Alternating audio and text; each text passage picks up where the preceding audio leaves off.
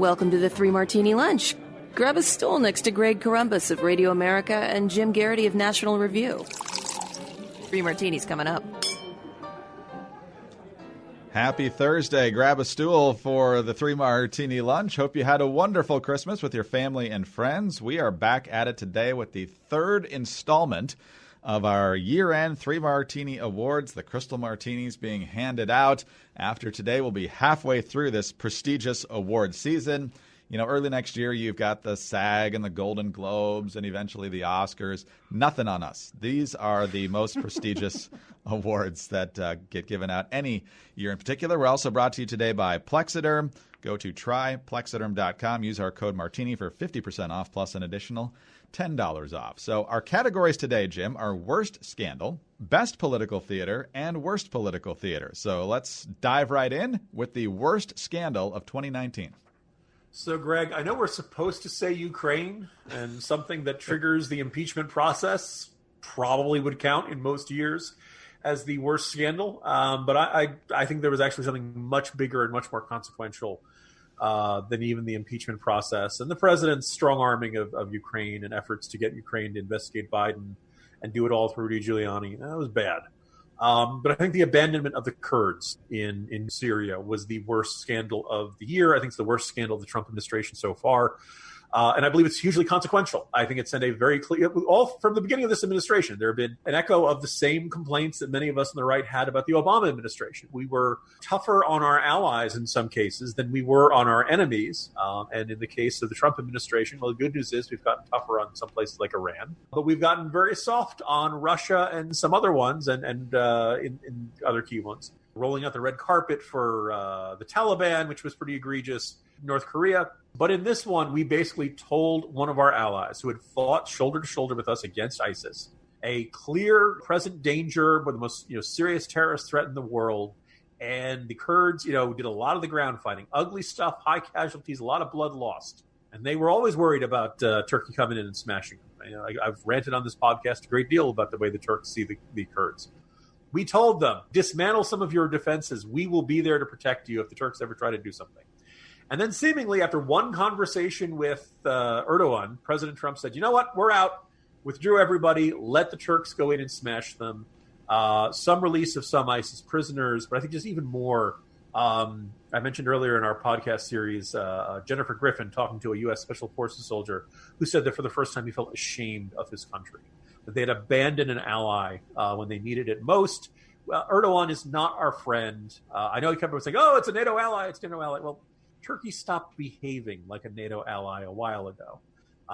It is basically a sense that Trump wanted to get us out of the Middle East. He did not want to, he did not care about the consequences. And it's going to be next time we need allies in this region, people are going to look to the Kurds and say, why should we fight alongside the Americans? You get their back, America will not have your back when you need it. And they will abandon you as soon as it becomes politically convenient. Is a dark mark on American history, and I think it's going to be eventually we'll be paying the piper for that one for many years to come, Greg. Yeah, absolutely. Good choice. And this is an issue that brought together some pretty strange bedfellows. It's not often you get Tulsi Gabbard and Rand Paul on the same issue, but they're about getting out of foreign entanglements and that sort of thing. And then on the other hand, you've got a lot of people in both parties who were very, very upset, and rightly so, about Trump's acquiescence to what Erdogan wanted to do, and I'm not really sure what Trump got in return for that. I don't know if this was something that had been negotiated in the past with the release of Pastor Brunson or some other aspect of it, but other than Trump perhaps being sympathetic to the argument that the U.S. should be gone, which was actually his argument at the time, I'm not sure what the plus was for the U.S. The plus for Turkey here is obvious, and the minus for the region going forward is definitely significant as well, as you said. As for me, I had a tough choice here, and I think I'm going to save one possibly for a different category.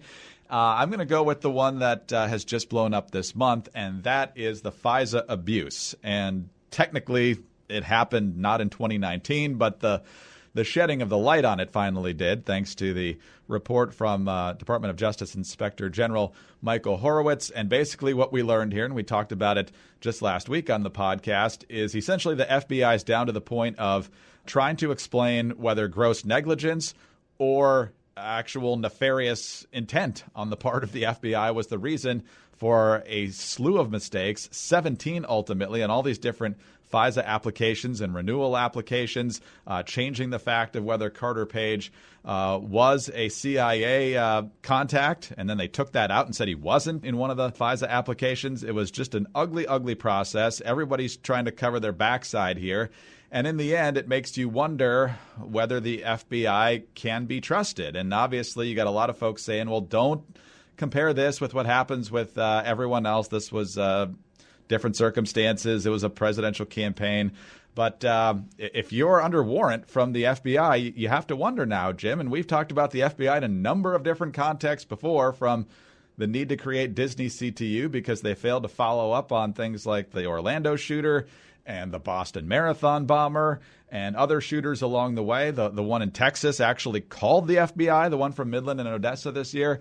You have to wonder what's going on there. I know there's a lot of good people, and just because a lot of people did something that was either extraordinarily negligent or actually intentionally harmful, we'll let folks figure that out. Since Horowitz didn't get to the bottom of it, John Durham probably is. But if, in fact, the government, particularly the Justice Department, which I believe was highly politicized under the Obama-Holder era at the Justice Department, that's a really sobering, chilling thing to know that the FBI is potentially willing to play politics here. Either that or they're just really, really horrible at their job, and I'm not sure that should be of any comfort. Yeah, I think, by the way, I think listeners are going to like your selection a lot more than mine, but I just want to observe that, like, when you're in a position of responsibility and your duties are going to end up stepping into the realm of partisan politics and partisan passions. We used to have this mentality in life that you got to bend over backwards to avoid the old saying, creates the appearance of a conflict of interest.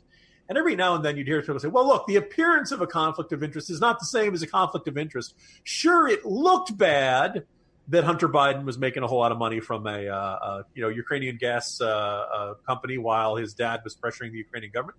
But it doesn't actually mean that there was anything wrong. Well, the reason people tell you to avoid the appearance of conflict of interest is that way you don't have the allegations of a conflict of interest, right? You're never put in that situation where you have to say, okay, this looks bad, but it really wasn't that bad because of X, Y, and Z and stuff.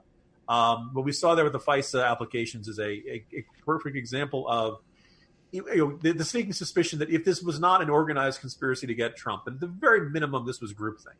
And that there was nobody involved in this process who'd say, well, wait a second, why are we changing this? Wait a second, maybe Carter Page is just a guy who has, strange views on Russia. Like, being pro-Putin or pro-Russia is not itself a crime in this country.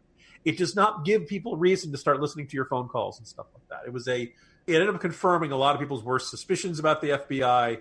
And again, just like my comments about the Kurds, it's going to be a long time before the FBI can restore its reputation in the eyes of a lot of people in this country. Maybe Mickey Mouse should be the next FBI director. I don't know. Some would say we'd already been there. Good point. We've been walking in the woods. Yes. So many questions. Just because it makes Greg laugh, I might do the entire rest of this podcast in Mickey Mouse's voice. Oh. I'm just thinking that Goofy's the tallest one, though. So maybe that's the appropriate way to go with Jim Comey. Man. Oopsie. Guess we lied on the FISA application. Disney lawyers on line 2. I'm going to have to knock it off, Greg. Well, let's talk about something else that happens. Every year, we get a new year, and with new years come New Year's resolutions that usually last about a week or two, whether it's exercise or diet or something like that. But when it comes to making our appearance look a little bit better, it could not be easier to actually keep that resolution to try and look a little more youthful, a little younger, because with each passing year, we all get older and oftentimes look a bit older. But doesn't have to be that way, because now that's changed due to Plexiderm Rapid Reduction Serum. Plexiderm is a clinically studied serum that visibly eliminates your wrinkles, your crow's feet, and those under-eye bags in just minutes. It's the easiest New Year's resolution you can make. All you have to do is apply the serum to any problem areas, and within 10 minutes, you'll look very different. You'll look much younger. And the best part is there's no surgery, there's no Botox involved. It's all natural. You know what Botox is short for? Botulism toxin. Yes. Right? Every time you hear about some terrible food poisoning, oh, God, you hear about that? 20 people got sick. Botulism. People are injecting it under their eyes. That doesn't sound like wise to me. Simply put, you will be blown away by the results of Plexiderm. Ring in 2020 with confidence, knowing that Plexiderm is going to give you smooth, younger-looking skin in minutes. The best part is it goes on clear, so no one will even know that you're using it. You can leave your under-eye bags and wrinkles in 2019 with Plexiderm. Goodbye, bags and wrinkles. Hello to the new you. Go to tryplexiderm.com and use our code Martini for 50% off plus an additional $10 off. That's right, 50% off plus an extra $10 off. This offer is also available by calling 1-800-685-1292 and mentioning the code Martini. Plexiderm is backed by a 30-day money-back guarantee. Visit tryplexiderm.com today and use the code Martini at checkout. That's tryplexiderm.com, code Martini. All right, Jim, one of our favorite categories each year, Best Political Theater. What tops your list? I think it was actually kind of a weaker year than usual when it comes to good political theater. But I'm going to go, again, fairly recent. Greg, I loved the Conservatives Actually ad done by Boris Johnson over in the UK. They enjoyed big wins in the British elections over there in early December. It was funny. It made its point very clearly. It was about a 3-minute ad. And Greg, again, most of the time, I'm Buck Johnson and I believe in a stronger America. James Carville used to joke that the difference between a positive ad and a negative ad is that a negative ad has a fact in it. Yes. Because, positive ads like, I want better schools. Well, great. Everybody wants better schools. The question is, how do you want to get there? And so, but all of a sudden, this is one with, first of all, it starts out by parodying Love Actually. He plays the carol, says it's carol singers, and he, bit by bit, he's showing off these large cardboard pieces of paper, which he's written a message, and the woman at the door is kind of nodding, and he kind of makes her laugh, but doesn't say anything, right? So and I don't know about you, I found myself kind of like just leaning forward, wanting to know what each next placard was going to say. And we knew there'd be something funny. We knew there'd be some sort of payoff there. And I showed it to a couple of people who were not that into politics, and all of them enjoyed it. So these people who were not big fans of Boris Johnson. So it was clever. It was funny. It was exactly what a political ad should be. It was creative. And so I think that was the best ad and thus the best political theater of 2019. And we'll never know what impact that specific ad had, but we know the results of the British parliamentary elections, the best results for the Tories since the Thatcher era, the 1980s, and the worst night for Labour since the 1930s. Now, Labour had some things going against it other than the Love Actually parody, but it certainly didn't hurt. Brexit was a key issue, and Boris Johnson knew that. I think he had a much better feel for the pulse of the British voters than Labour did. So we'll see if they actually get it done. That might actually end up being a end-of-the-year award for 2020, but we'll see. Jim, as for me, I had a tough decision here, too. Man, there were some good opportunities. Most of the time, the Democratic presidential debates were boring.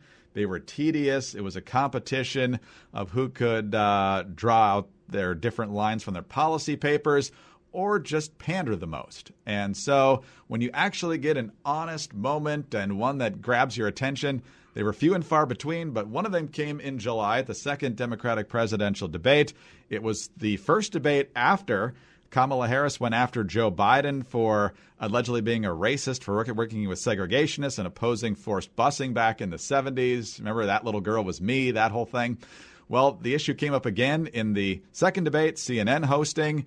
They brought Biden and Harris back together, and they clashed. And then Jake Tapper pivoted over to Tulsi Gabbard, who had made a statement in defense of Biden, but hadn't been a big player in the debate since that June debate. And then she went after Kamala Harris in a way that no one, especially Kamala Harris, was expecting. Now, Senator Harris says she's proud of her record as a prosecutor and that she'll be a prosecutor president, but I'm deeply concerned about this record. There are too many examples to cite, but she put over 1,500 people in jail for marijuana violations and then laughed about it when she was asked if she ever smoked marijuana. She blocked evidence. She blocked evidence that would have freed an innocent man from death row until the courts forced her to do so. She kept people in prison beyond their sentences to use them as cheap labor for the state of California. And she fought to keep cash bail system in place that impacts poor people in the worst kind of way.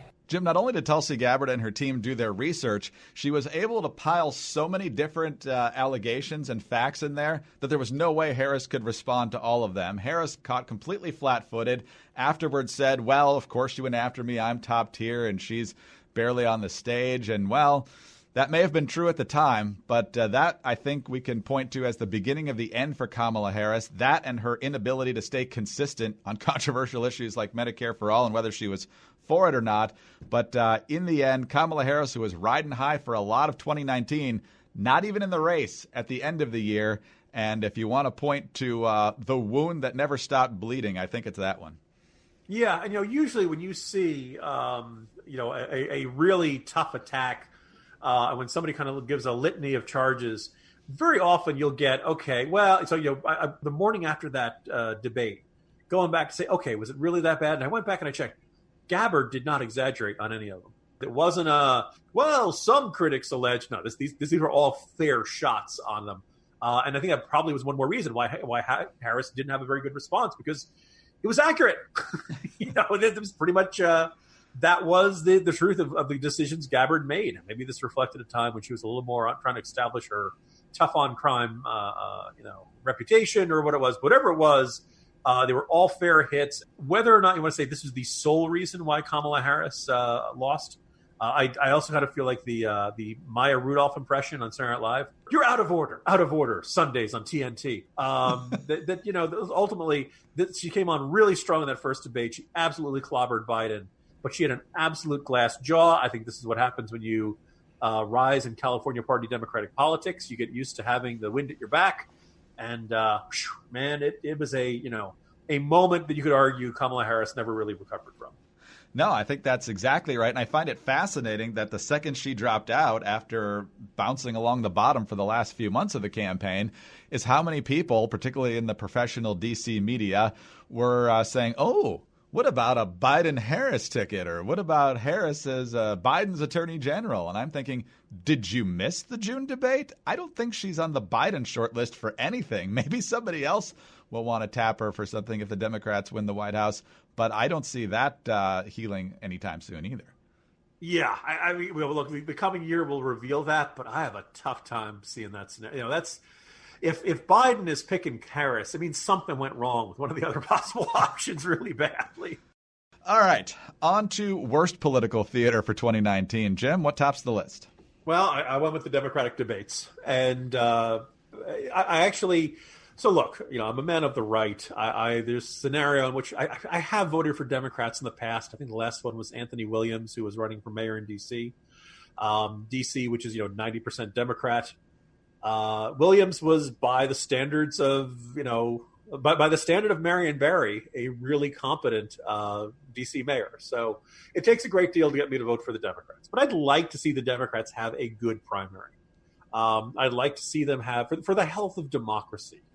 And I think the lesson of 2019 is you can't have a good debate with 10 candidates on stage. I think you could argue the 2016 cycle demonstrated the difficulties of having one where everybody felt like they got a fair shot, where everybody felt like they got enough time on stage.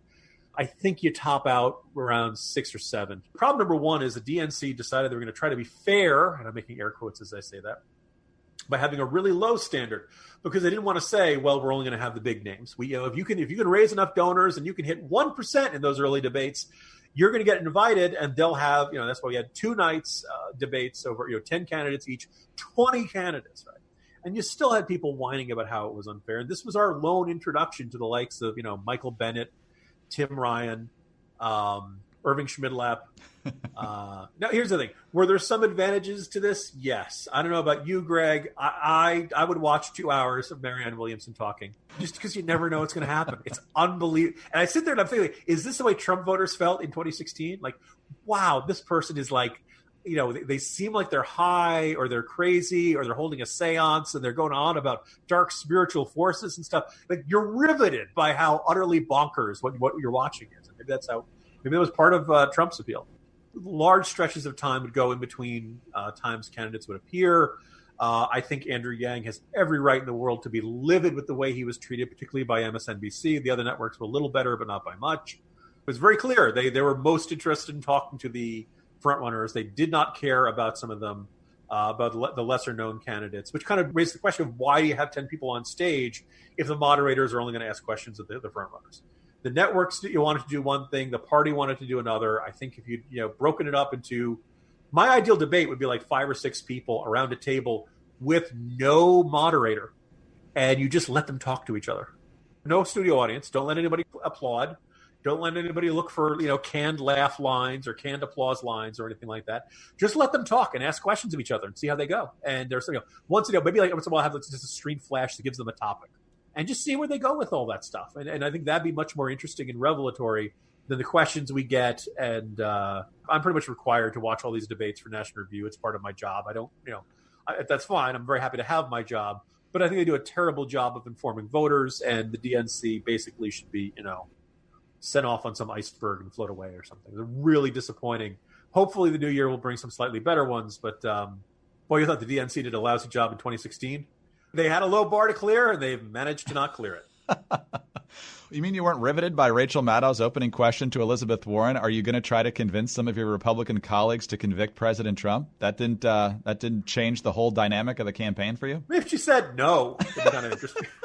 Even the candidates are getting tired of it at some point, because I think Warren was basically saying something to the effect of, well, yeah, okay, now let me use the rest of my minute or however much time I have talking about something that's not blatantly obvious. So, not getting a lot of help from the media. My number one choice was a specific aspect of this, and that's Beto O'Rourke and his whole campaign.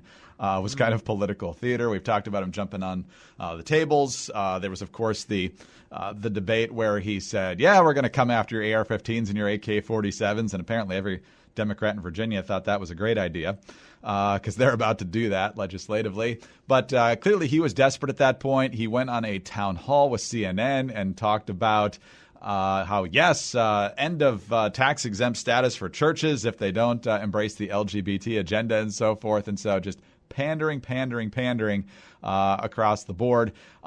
Since it was so close to yours, I'm not going to make that my official one, although that was my top choice. One that I want to talk about, though, is Greta Thunberg. She is the 16-year-old Swedish activist. Not long ago, she was named the Time Person of the Year. President Trump, I think, made an ill-advised choice to kind of, first of all, even pay attention to her, much less mock her in a way that he did. Mocking her, I think, is highly counterproductive. The reason I think this is bad political theater is because some random 16-year-old is not suddenly the centerpiece of an entire worldwide movement. What's really artificial about all this is how suddenly all these other groups that you never hear about when she's being reported on in the news swoop in and bankroll everything. She's going from town to town, speech to speech, to the UN and all these other places.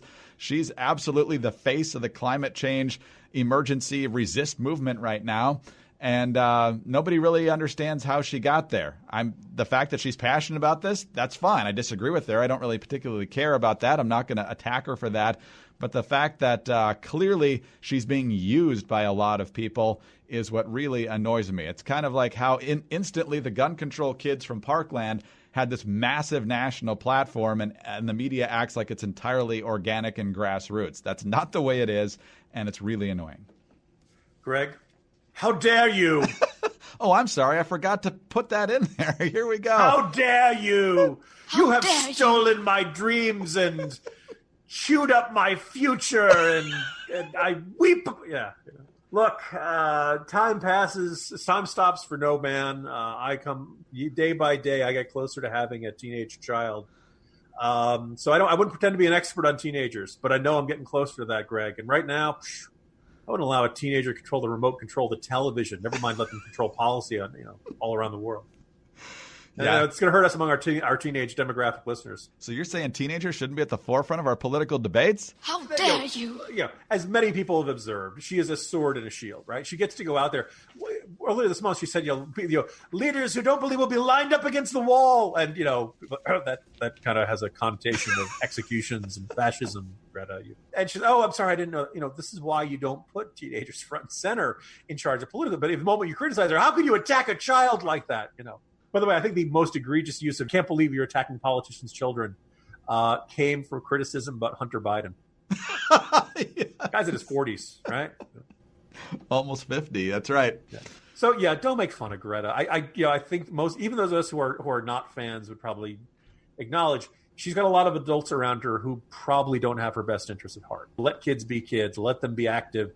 For those who are like, oh, you don't understand, it's different for today's kids and today's teens and today's young people. Their future is being destroyed by global warming and climate change. How can you not? And I'm like, wait, we grew up with the Cold War, Greg. Right? The baby boomers were ducking under the desk saying, don't worry, that plank of wood will protect you. Dig a hole in the backyard. That'll survive. That'll help you survive a nuke, as if you don't get eaten by radioactive zombies when you get out. We've always had dire threats along the future. We've always had things where, the hole in the ozone layer, which, by the way, got smaller this year, the smallest it's ever been this year. Look, we're going to be able to work this stuff out. But the idea of all this doomsaying, my suspicion is that has a factor in depression rates and suicide rates and drug addiction rates if kids are constantly being told that their future is being taken away from them. But hey, what do I know, Greg? I'm not Times Person of the Year. Nope, we haven't won that for years. Yeah, not since 2006. Oh, man. Well, Greta, enjoy the honor. Hope you get away from the people who are using you. But anyway, just enjoy the rest of your childhood. Jim, you enjoy the rest of your day. I'll see you tomorrow. See you tomorrow, Greg. Jim Garrity, National Review. I'm Greg Columbus, Radio America. Thanks for being with us today. Hope you enjoyed today's installment of the Martini Awards for 2019. And join us again on Friday for the next installment on the Three Martini Lunch.